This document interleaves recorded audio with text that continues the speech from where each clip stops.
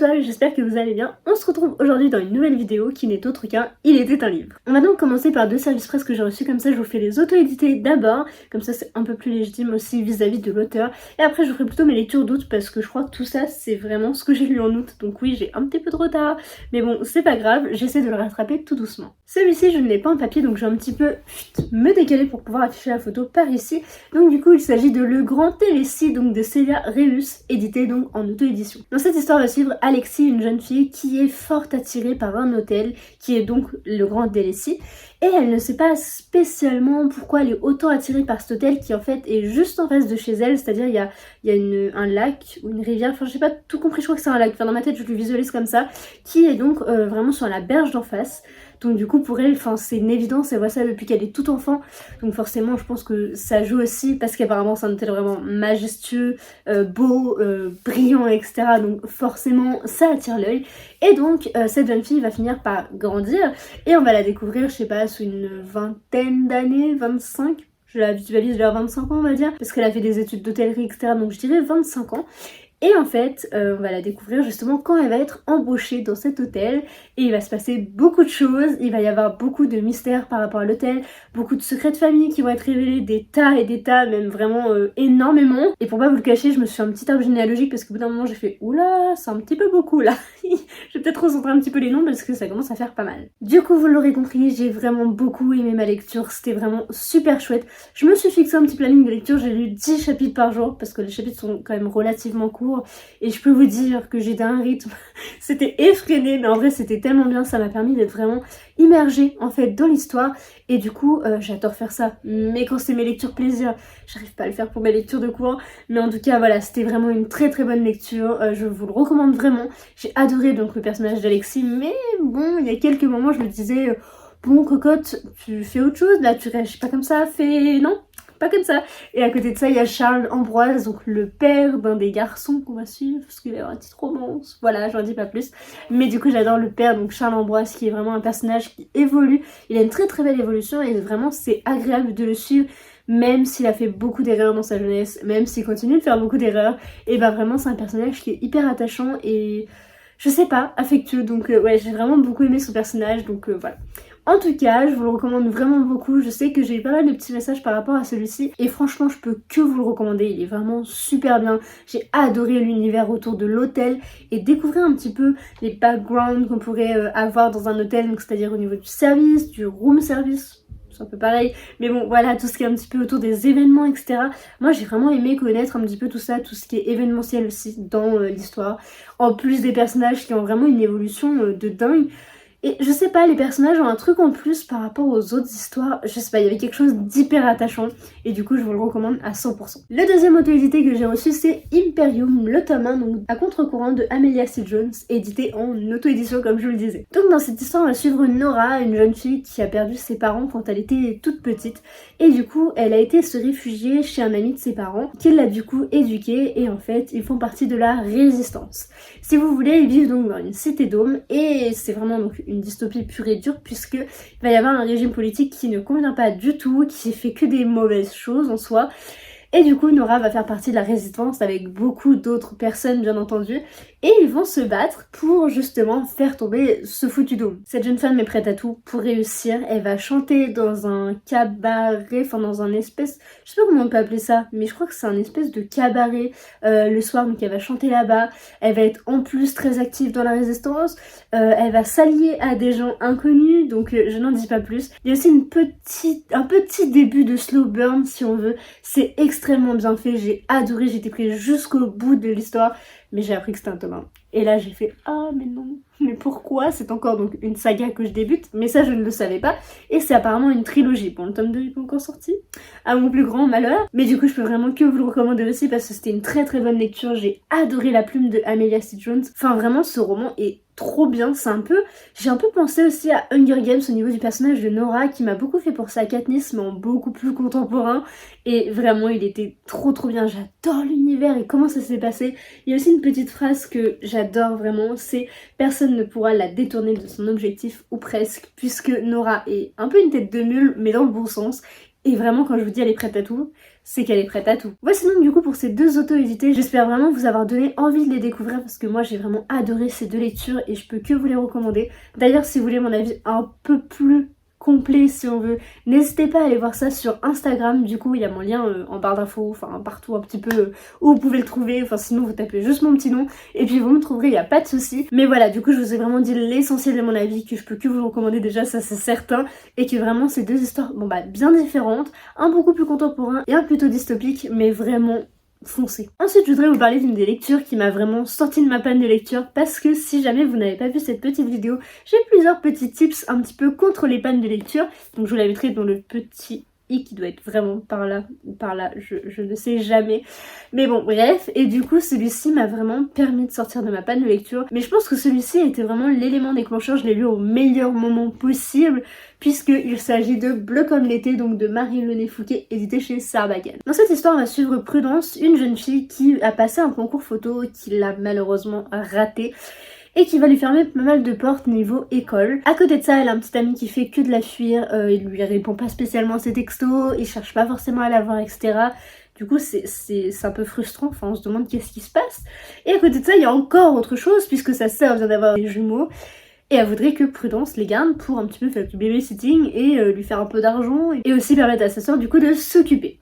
Sauf que Prudence n'aime pas les enfants, elle n'en veut pas, et elle peut pas avec les enfants. Et donc du coup, son seul moyen pour éviter de garder les enfants et d'être loin de tout en fait, c'est de partir pendant les vacances faire un road trip avec un surfeur un peu raté, comme ils disent dans le résumé, qui se fait donc appeler Denis Dylan, alors qu'il s'appelle Denis de base, et il l'embauche du coup pour le photographier durant ses figures un petit peu en surf, etc.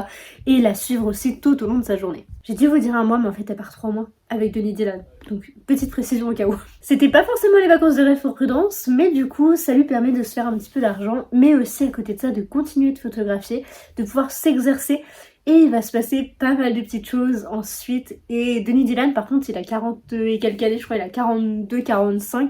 Donc faut pas croire qu'il y aura une romance entre eux, c'est pas du tout le cas. Il y aura des très belles histoires d'amitié par contre, que ce soit avec lui ou avec ses amis, filles et garçons d'ailleurs, parce que je crois qu'il y a quelques garçons aussi qui s'immiscent un petit peu. Mais voilà, il n'y a pas vraiment d'histoire d'amour, c'est pas ça l'objet du livre, c'est surtout l'amitié entre ces deux jeunes gens, mais aussi un petit peu la découverte de la vie autre que les amours et le travail, etc. C'est vraiment une belle histoire en fait, psychologique aussi, donc faut pas croire qu'il y a de la psycho, etc. Non, c'est pas ça, mais il y a quand même une très belle morale et du coup voilà, je n'en dis pas plus. Alors je sais c'est pas vraiment le moment pour vous le présenter, mais je vous le recommande à 100% pour les vacances, du coup plus d'été, parce que là c'est pas trop d'actualité.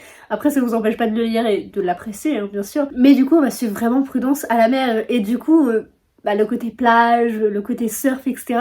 c'est un peu plus estival, ne nous le cachons pas. J'ai vraiment beaucoup apprécié cette histoire, comme je vous le disais, il m'a sorti de ma panne de lecture et pourtant c'était pas gagné, et du coup vraiment il était parfait, vraiment c'était le bon moment pour le lire, donc je suis vraiment très mood reader, donc je l'ai encore vu avec celui-ci, mais vraiment trop bonne lecture quoi. J'ai adoré, je sais que c'est pas le cas de tout le monde, alors vraiment vous fiez pas toujours à tous les avis, ni même aux miens hein, bien entendu, mais moi j'ai vraiment adoré ce petit livre, parce que vraiment il est pas gros, il se dévore, mais littéralement, les chapitres sont extrêmement courts, enfin je sais même pas s'ils font... je pense que le plus long il fait 10 pages quoi. Donc pour vous dire que vraiment les chapitres sont très très courts, ça se lit à une vitesse folle. Et aussi ce qui fait que on a toujours envie d'en savoir plus et que moi j'adore, donc je sais pas si c'est le cas de tout le monde, mais il y a, donc comme on peut le voir là, des petites dates en fait, avec vendredi 2 juin par exemple. Donc ça commence au vendredi 2 juin. Et moi j'adore le fait qu'il y ait des dates, et d'ailleurs il y en a aussi dans le Grand Télécis, c'est peut-être aussi ce qui m'a fait le dévorer en aussi peu de temps. Mais vraiment le fait d'avoir des dates permet de suivre un petit peu un rythme un peu plus effréné, parce qu'on veut toujours savoir ce qui va se passer le lendemain, etc. Et pas que dans le chapitre suivant. Je sais pas si c'est très clair ce que je dis, mais moi j'ai vraiment adoré ce fait là et c'est un truc que j'aime vraiment beaucoup. Donc comme je vous le disais, c'est vraiment une lecture que je vous recommande, même si c'est pas trop la saison, mais vraiment le personnage de Prudence est tellement jeune aussi, en même temps elle a une petite vingtaine d'années, et du coup il y a tellement de questions qu'elle se pose, de façon de penser, etc. Et c'est tellement, en fait c'est frais et c'est plein de bienveillance, ce roman est rempli de bienveillance, très clairement. C'est un petit doudou et il vous fait voyager en van, et du coup mais très clairement, moi là quand je l'ai fini, j'avais envie de faire du surf alors que j'ai peur des poissons et des requins et tout ce qu'il peut y avoir dans la mer parce que ça me terrifie, mais j'avais envie de faire du surf, j'avais envie de partir en van et tout, enfin bref j'étais déter hein, à ce moment là, et du coup voilà vraiment c'était trop bien. D'ailleurs, j'adore la photographie, donc c'est aussi peut-être pour ça que j'ai autant adoré le personnage de Prudence. Et ça se finit tellement bien, c'est trop bien. Et du coup, c'est un petit one-shot, donc c'est parfait pour l'été. Ensuite, je voudrais vous parler de Percy Jackson, donc le tome 3 donc de Rick Riordan, édité chez Albin Michel dans la collection Wiz. Alors celui-ci, c'est un peu compliqué parce que je l'ai lu pendant ma panne de lecture, donc du coup, autant vous dire que mon rythme était pas très bon. Je l'ai écouté en audio, mais j'avais des moments d'absence, etc. Et du coup, j'ai pas forcément retenu grand chose. Et du coup, je m'en veux énormément parce que j'aime beaucoup Percy Jackson. Mais en même temps, j'ai l'impression d'avoir rien retenu de ce roman, et quand j'y pense, en vrai, je m'en souviens de beaucoup de choses.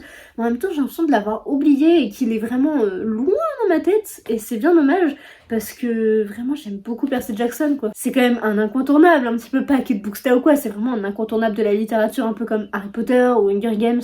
Enfin, c'est vraiment les grosses sagas qui ont marqué un petit peu notre jeunesse. C'est horrible de dire ça, je me sens vieille. Mais moi, ça a quand même marqué ma jeunesse, donc... Voilà, du coup je pense que vous connaissez à peu près tous l'histoire de Percy Jackson, mais du coup c'est le fils donc d'une mortelle et d'un dieu grec, donc Poséidon, et donc c'est un demi-dieu. Il va devoir se rendre au camp des Sans-Mêlés, il va découvrir du coup tous les autres demi-dieux, et notamment ses amis, donc Annabeth et Grover principalement, et donc c'est un petit peu une école mais particulière si vous voulez, parce qu'ils vont apprendre à se battre, à chasser, à faire beaucoup de choses en fait, et principalement se battre bien entendu. Et avec ses amis, ils vont avoir beaucoup d'aventures, parce que Percy Jackson en plus ne tient pas en place, et va connaître de nombreuses péripéties. Dans ce troisième tome, beaucoup de nouveaux personnages vont arriver, et notamment un frère et une sœur, mais je ne peux pas trop vous en dire parce que ça serait vous spoiler. En plus un tome 3, c'est hyper compliqué de faire une chronique dessus, mais du coup, mis à part le fait que j'ai l'impression d'avoir tout oublié, quand j'y pense, j'ai vraiment bien aimé. C'était une très bonne histoire, et enfin c'est Percy Jackson quoi en fait.